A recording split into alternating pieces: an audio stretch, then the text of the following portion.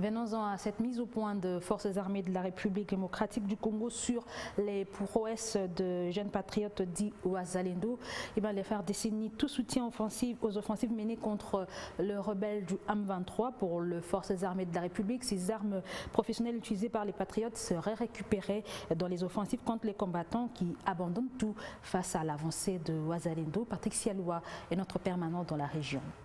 Professionnalisme des patriotes résistants dit Wazalendo sur terrain face à la coalition M23 armée rwandaise.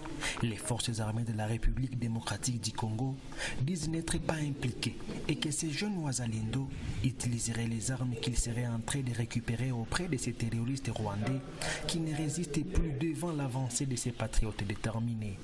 Déclaration du lieutenant-colonel Njike Kaiko Guillaume, porte-parole militaire en Provence. Tout en observant le cessez-le-feu, nous avons un regard très soutenu sur tout ce qui se passe dans notre zone de responsabilité parce qu'il s'agit de la République démocratique du Congo.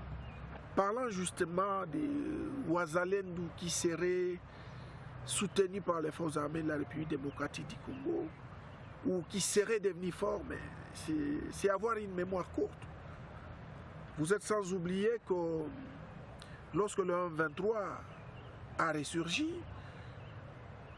il nous a été présenté comme étant une armée conventionnelle possédant des armes sophistiquées. Au regard de déboires que subissent les M23 de la part des Wazalendo, les M23 dans leur fuite seraient en train d'abandonner ces armes sophistiquées. Et les Wazalendo seraient en train de récupérer ces armes. Voilà qui vient répondre à la question pourquoi les Wazalendo sont devenus surarmés ou seraient devenus surarmés et seraient devenus forts.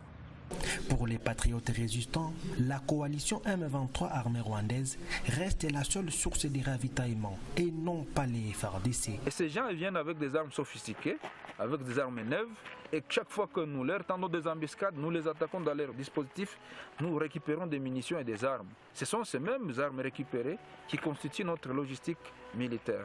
L'armée lance un seul message aux terroristes du M23.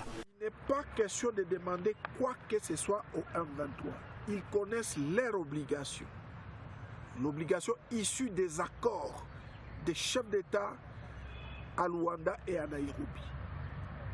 Ils ont intérêt à rejoindre le précantonnement.